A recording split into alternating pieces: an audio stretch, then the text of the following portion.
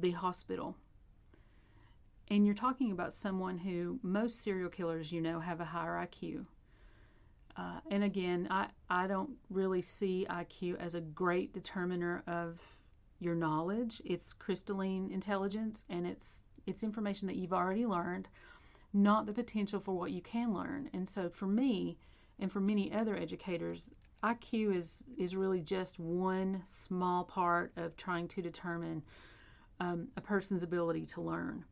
So I think this is a perfect case of showing that, maybe he was clever, maybe he was cunning, but was he that intelligent to go straight to a hospital after he'd been shot and not think,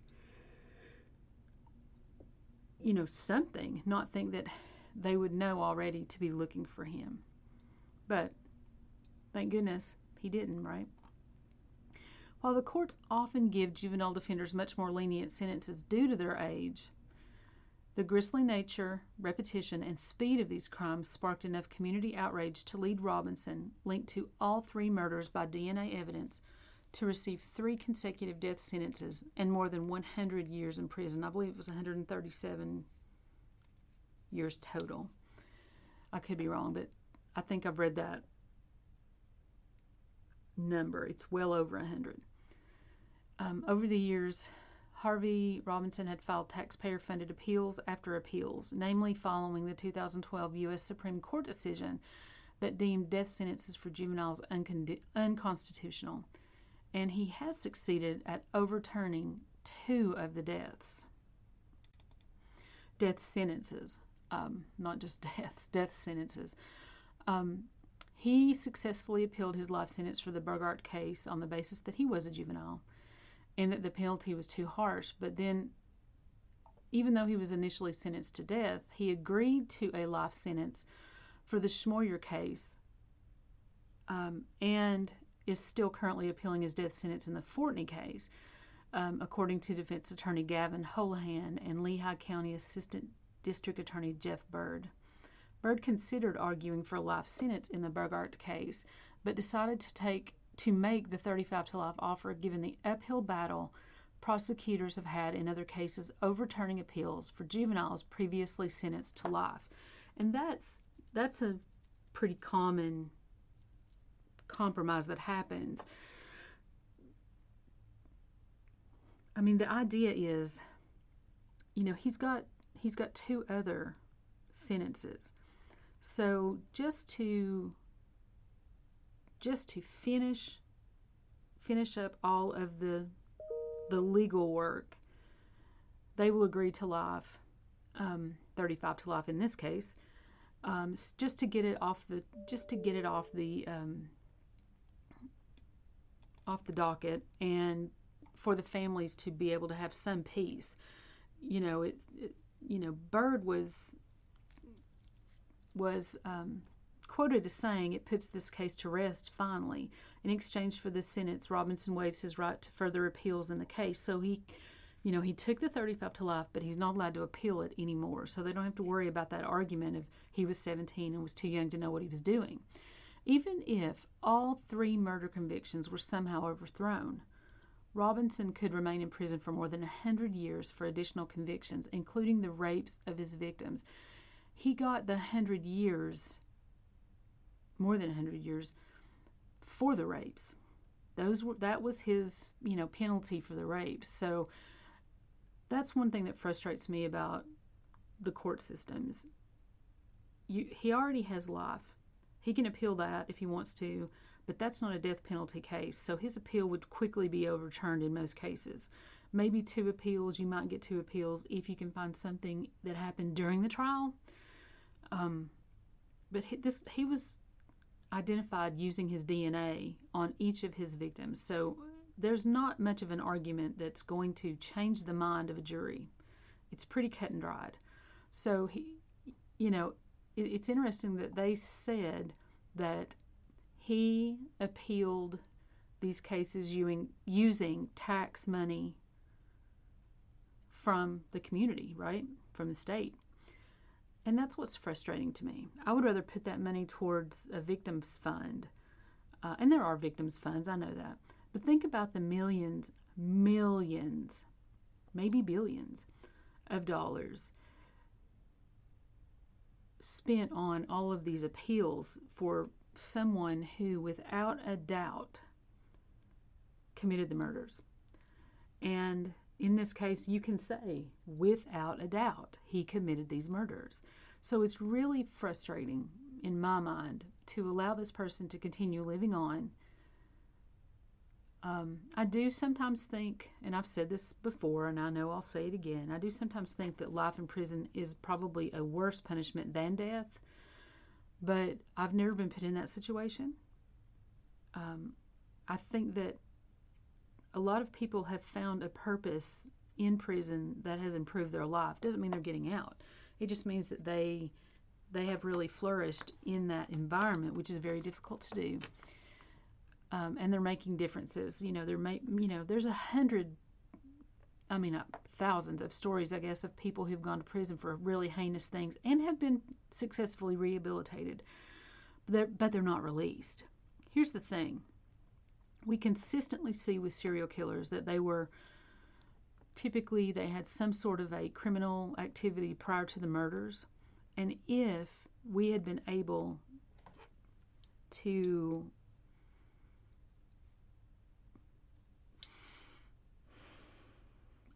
follow them more closely, to make them have some sort of a mental screening or just something. I don't have all the answers, obviously. That's what we're looking for. What is it we could do to prevent someone that's a violent offender, even if they're a juvenile, from getting out of jail and starting over? That's exactly what you saw in this case. So he's a perfect example of all of these things that we saw in his early childhood should have likely been huge red flags. And perhaps they were, but there was nothing in place really to help. Again, we're just now seeing in schools where they're hiring extra people, extra counselors to help with children because there's so much trauma in our classrooms. These children experience things that most of us will never experience. And we're expecting them to go to school and sit in a chair and learn, right? And do well on a test that day. It's mind-boggling. But it is what we do. And until someone figures out something, it's going to stay that way. That's kind of what my goal is here. What can we do to make a difference? Robinson said that one of the things that the judge, when he sentenced him in the last case, he said, you should donate your brain to science. That's the only gift you can give. And he said he would consider a request from Judge Riebman to donate his brain to science. Robinson allegedly has brain damage and that has been an appeal issue for decades. The judge told Robinson donating his brain to science is one way for some small good to come from his horrific crimes. He noted that the study of sports-related concussions and the study of the brain itself has come a long way since Robinson's convictions, and that is true. When we talk about sports-related concussions, that falls in line with Aber's attributional retraining. If you follow sports at all, there are rules in place now. If you get so many concussions, you're out. You can't play ever again. If you in the wrestling field, remember there have been so many suicides from WWE champions and wrestlers because they have repeated concussions, and just one day they snap and they end up killing their family. And it's horrible. One of them was Chris Benoit. I don't know if you remember that story, but when I first married Kevin, WWE was like the big thing, and so we all watched wrestling. Kevin loved it. His brother-in-law was a wrestler, and it was a good show. It was a show, and he was Chris Benoit had been in the field for 22 years, and he did Extreme Championship Wrestling. In addition to WWE, he did WWF, World Championship Wrestling, New Japan Pro Wrestling, and Stampede Wrestling in Canada. I mean, he had worked the circuit. So he had potentially hundreds of concussions. And it wasn't until we saw within a couple of years these pro athletes committing murder-suicides that people started taking very seriously these concussions that these people were getting. So Benoit had a 3-day double murder-suicide. He murdered his wife on June 22nd of 2007, and then he killed his 7-year-old son on June 23rd, the very next day. And then the next day, he killed himself.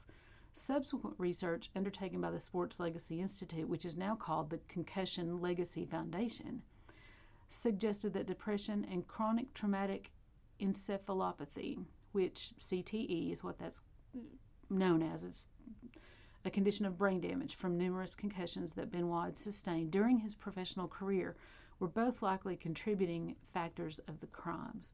And if you look at his history, I mean, technically, he's a serial killer. He killed 2 people, not on the same day, and in the same manner. So if we look at his childhood, we see that he idolized another wrestler, Tom Dynamite Kid Billington and Bret Hart. And at 12 years old, he attended a local wrestling event at which the 2 performers stood out above everyone else. So he trained to become a professional wrestler, and by all accounts had a normal, very loving and caring house. He was raised in a very loving, nurturing household, right? And so we would not have thought later on in life he had what we normally see a serial killer do, and that's kill their family and then kill themselves. Very few serial killers kill themselves, by the way. Very few. Most of them want to see the sensationalism of what they've done. That's another reason that you see a lot of things that are happening now in the news. They will not talk about the person who actually committed the crime. They won't say their name. They don't want them to become infamous. They focus on the victims and things that we can do to prevent it, but they have stopped in most cases really discussing and sensationalizing the people who commit these murders. And really it was Chris Benoit that really put us on to the understanding that repeated abuse of your body, whether it's by your hand playing a sport or maybe you've been abused as a child, it causes severe brain damage. And we also know that just not only physical, but the mental toll that it takes on people is devastating. I mean, that's why we have all the things, the violent offenses that we have going on now. So, interestingly enough, when you talk about Harvey Robinson, I think you see another very common childhood among serial killers, and then you also see a very, very common actions. I mean, his brutality just continued to get worse and worse and worse. And so, he is still on death row. I doubt you'll see him executed anytime soon. I really don't. I think he'll end up being, because of the argument that he was 17, there's always going to be that doubt, and in my mind, I believe he's going to be in prison for life. There's no chance he'll ever get out, which is great. But I also don't think that, even though he's going to have all these appeals, all these things have to be heard by the courts, it costs thousands and thousands and thousands of dollars, he is not going to be executed. I don't think so. I just don't think it'll happen. All right, so that's our story today